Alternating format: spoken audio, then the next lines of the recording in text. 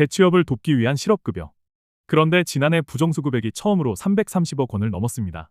서류 위조부터 허위 신고까지 실업급여를 노린 꼼수가 끊이지 않고 있습니다. 지난해 적발된 부정수급 건수는 25,109건. 부정수급액은 332억 원으로 역대 최고 수준을 기록했습니다. 코로나 이후 잠시 줄어드는 듯했지만 최근 다시 증가세를 보이고 있습니다. 수법도 다양합니다. 취업한 사실을 숨기거나 자영업을 시작하고도 실업 상태라고 신고하는 경우, 심지어 면접 확인서 서명을 직접 위조해 제출했다가 적발된 사례도 있었습니다. 한 번이 아닙니다. 최근 4년간 2번 이상 부정수급으로 적발된 사례만 2,100건이 넘었습니다. 4회 이상 적발된 사례도 있었고 한 사람은 2,700만 원 넘게 받아간 것으로 조사됐습니다. 외국인 실업급여도 논란입니다.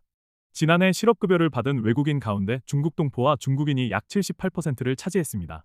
다만 전문가들은 비자 구조와 취업 형태 차이도 함께 봐야 한다고 설명합니다. 여기서 중요한 점도 있습니다. 지난해 전체 실업급여 지급액은 12조 원이 넘었습니다.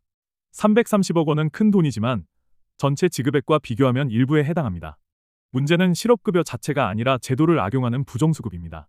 최근에는 일하는 사람보다 쉬는 사람이 더 받는다는 불만까지 나오고 있습니다.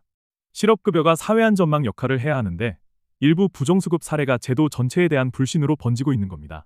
정부는 국세청, 법무부 등과 정보를 연계해 상시 모니터링을 진행하고 있습니다. 악성 부정수급의 경우 최대 5배까지 추가 징수도 가능합니다. 실업급여는 실직자를 위한 안전망입니다. 하지만 반복되는 부정수급은 정말 도움이 필요한 사람들에 대한 신뢰까지 무너뜨립니다. 결국 중요한 건 제도를 없애는 것이 아니라 악용이 불가능하도록 만드는 것입니다. 실업급여 부정수급. 더 강하게 처벌해야 할까요? 아니면 제도 자체를 손봐야 할까요? 여러분의 생각은 어떠신가요? 댓글로 의견 남겨주세요.